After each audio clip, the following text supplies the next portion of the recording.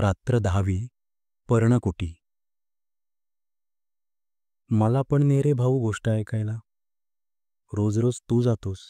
आई सांग ग भाऊला मला घेऊन जायला. वच्ची भाऊच्या पाठीस लागली होती. तेथे पेंगायला लागशील, तू कशाला येतेस तेथे, भाऊ म्हणाला. ने रे तिला सुद्धा, तीही ऐकेल. चांगले असेल ते साऱ्यांनी ऐकावे. मी सुद्धा आले असते. पण हे घरातले आवरता आवरता रात्र होते बाहेर, भाऊची आई म्हणाली. शेजारची भीमी जाते, ती हंशी जाते, हरणीलाही तिचा भाऊ नेतो. तू नाहीस का रे माझा भाऊ. वच्ची केविलवाणी होऊन आपल्या भाऊच्या हृदयाला पाझर फोडीत होते. चल, तेथे मग मला झोप येते, चल घरी, अशी मला घाई लावलीस तर मात्र बघ. असे बजावून वच्चीलाही तिच्या भावाने आश्रमात नेले. आश्रमातील ही गोष्टीरूप प्रवचने ऐकावयास मुले मुली येऊ लागली. मोठी माणसेही ज्यांना वेळ असतो ती येत असत. वच्ची व तिचा भाऊ आला, तो गोष्ट सुरूही झाली होती. शेवटी माझ्या वडिलांना त्यांच्या भावांनी घराबाहेर हुसकून दिले. भाऊबंदकी, या भारतवर्षात भाऊबंदकी फार. कौरव पांडवांच्या वेळेपासून आहे, ती अजून आहे. भावाभावात जिथे प्रेम नाही, तिथे स्वतंत्रता कशी नांदील, मोक्ष कसा राहील.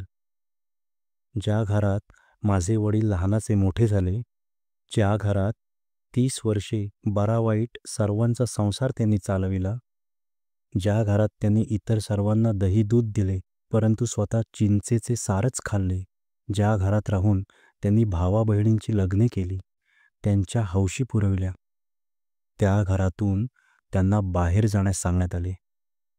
घरात आईलाही अपमानकारक बोलणी सोसावी लागली. आम्ही त्यावेळेस लहान होतो. आई त्या विभक्त होण्याच्या वेळची हकीकत डोळ्यात पाणी आणून कधी कधी सांगत असे. तो दिवस मला अजून आठवतो आहे. आमच्या गावात माघी चतुर्थीचा गणपती उत्सव होता. हा नवसाचा उत्सव होता. गणपतीचा सार्वजनिक उत्सव भाद्रपदातच होत असे. महाडच्या धारपांनी हा नवस केला होता. त्यावेळेस अभ्यंकर हे प्रसिद्ध राष्ट्रीय कीर्तनकार आमच्या गावी आले होते व त्यांची कीर्तने उत्सवात होत होती. गावातील सारी मंडळी देवळात कथेला गेली होती. त्या रात्री आम्हाला कथेला जाऊ दिले नाही. आम्ही निजून गेलो होतो. रात्री 9-10च्या सुमारास आईने आम्हास उठविले. माझे आईबाप त्यावेळेस घरातून बाहेर पडत होते. आईच्या डोळ्यांतून अश्रू गळत होते. ज्या घरात राहून तिने मोऱ्या गाईचे दूध काढले, गडी माणसांना पोटभर जेवावयास घातले, ज्या घरात एकेकाळी ती सोन्याने नटून मिरवली, ते घर, ते गोकुळ सोडून ती बाहेर पडत होती. दिवसा लाज म्हणून रात्री बाहेर पडत होती. माझा धाकटा भाऊ तिच्या कडेवर होता. यशवंताच्या पाठचा तो भाऊ. वडील पुढे झाले. त्यांच्या पाठोपाठ आई व मी मुकाट्याने जात होतो. कुठे जात होतो? आईच्या माहेरी जात होतो. गावातच आईचे माहेर होते. आजोळच्या घरी त्यावेळेस कोणी नव्हते. आजोबा आजी पुण्यास मुलाकडे गेली होती. काही दिवसांनी ती परत येणार होती. रात्री लपतछपत आम्ही आजोबांच्या घरी आलो. देवळात आनंद चालला होता, परंतु आम्ही सुटक्यासारखे वनात चाललो होतो. देवाच्या या विशाल भूमीवर एकाच वेळी अनेक प्रयोग चाललेले असतात. नवीन घरी आता सवय झाली, परंतु आईच्या तोंडावरची खिन्नता गेली नव्हती. काही दिवसांनी आजी परत आली. माझी आजी जरी स्वभावाने प्रेमळ होती, तरी थोडी हट्टी होती. माझी आई होता होई तो आईजवळ मिळते घेई, कारण स्वतःची परिस्थिती ती ओळखून होती. आईच्या मनात माहेरी राहणे फार खाई. तिला अपमान वाटे. नवऱ्यासह माहेरी राहणे त्याहून मरण बरे असे तिला होई. तिचा स्वभाव फार मानी होता. एक दिवस आजी व आजोबा देवळात पुराण ऐकायला गेले होते. ओटीवर वडील जमा खर्च लिहित होते. आई ओटीवर गेली व म्हणाली, माझ्याच्याने येथे आता राहवत नाही. मी जगावे असे जर तुम्हाला वाटत असेल तर स्वतंत्र घर बांधा. येथे खाणेपिणे म्हणजे जीवावर येते. वडील म्हणाले, अगं, आपण आपलेच भात खातो ना, फक्त येथे राहतो. घर बांधणे म्हणजे का थट्टा आहे? तुम्हा बायकांना सांगायला काय? पुरुषांच्या अडचणी तुम्हाला काय माहीत? आई एकदम संतापून म्हणाली, तुम्हा पुरुषांना स्वाभिमानच नाही मुळी. माझे वडील शांतपणे परंतु खिन्नपणे म्हणाले, आम्हाला स्वाभिमानच नाही. आम्ही माणसेच नाही जणू. दरिद्री माणसाचा सारी दुनिया अपमान करते. मग बायको का करणार नाही? कर, तूही अपमान कर, तूही वाटेल तसे बोल. वडिलांचे शब्द ऐकून आईला रडू आले. तुमचा अपमान करायचा माझा हेतू नव्हता हो. उगाच काहीतरी मनास लावून घ्यायचे, पण मला येथे खरेच राहावेसे वाटत नाही. मलाही का राहावे असे वाटते?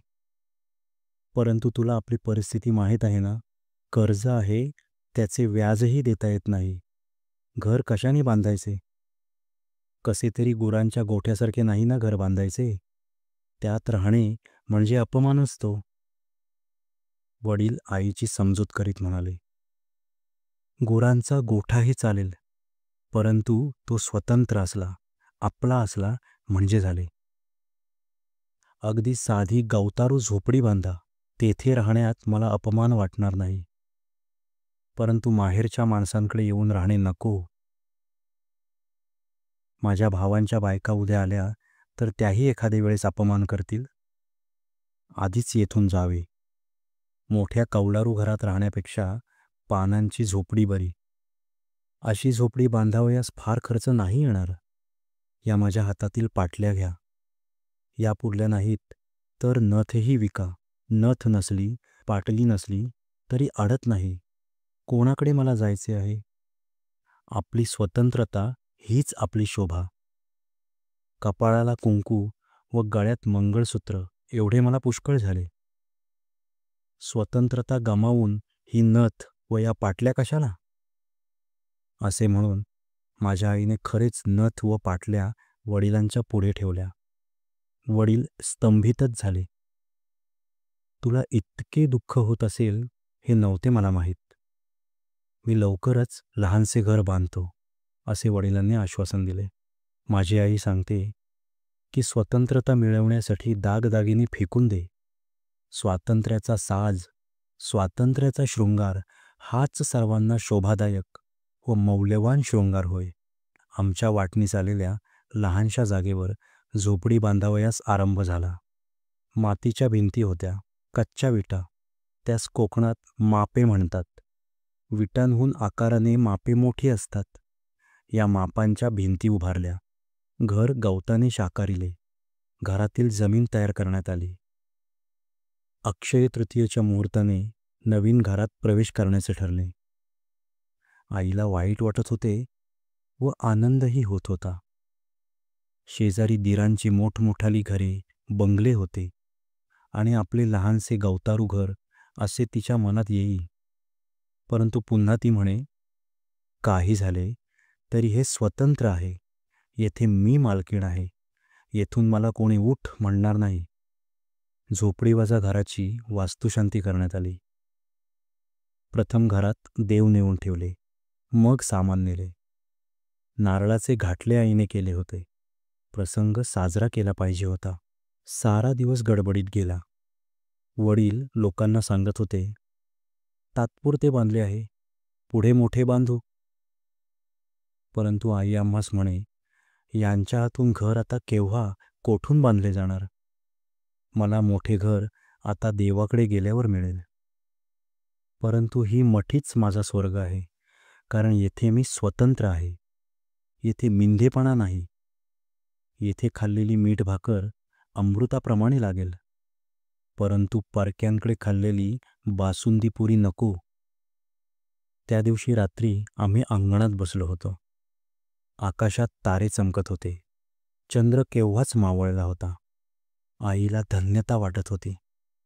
घर लहान होते, परंतु घराच्या पुढे व मागे मोठे अंगण होते. हे अंगण हेच जणू खरे घर. आई म्हणाली, "श्याम, नवे घर तुला आवडले का?" मी म्हटले, "हो, छान आहे आपले घर. गरिबांची घरे अशीच असतात. आपल्या मथुरीचे घर असेच आहे. तिला आपले घर फार आवडेल." माझे शब्द ऐकून आईला वाईट वाटले. जी मथुरी आमच्याकडे कांडायला येई, तिच्या घरासारखे आपले घर? नाही, आईला वाईट वाटले नाही. ती म्हणाली, "होय, मथुरी गरीब आहे, परंतु मनाने श्रीमंत आहे. आपणही या लहान घरात राहून मनाने मोठे होऊया, मनाने श्रीमंत होऊया." "होय, आपण मनाने श्रीमंत होऊ, खरंच होऊ," मी म्हटले. इतक्यात आकाशातून एक तारा तुटला. आई एकदम गंभीर झाली. धाकटा भाऊ म्हणाला, "आई, केवढा ग तारा होता?" आई गंभीरच होती. ती म्हणाली, "श्याम, तुझ्या आईच्या जीवनाचा तारा लवकरच तुटेल असे तर नाही ना तू सांगत?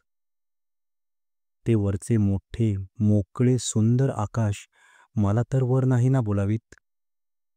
मला बोलवण्यासाठी तर नाही ना आला तो तारा?" "नाही हो आई, तो हे आपले स्वतंत्र घर पाहण्यासाठी आला आहे. त्याला आपले साधे घर, हे स्वतंत्र घर स्वर्गापेक्षाही अधिक आवडले असेल." यमुनेच्या पाण्यात गोपाळांनी हात धुतल्यावर जे शीतकण पाण्यात पडत, ते खाण्यास स्वर्गातील देव येत, असे त्या हरिविजयात नाही का? तसे हे घर पाहावयास ते तारेही येतील, कारण आपल्या घरात प्रेम आहे, तू आहेस, मी म्हटले. माझ्या पाठीवरून वात्सल्याने भरलेला हात फिरवीत आई म्हणाली, "श्याम, कोणी रे तुला असे बोलावयास शिकवले? किती गोड व सुंदर बोलतोस. खरेच आपले हे साधे सुंदर घर ताऱ्यांनाही आवडेल, साऱ्यांना आवडेल."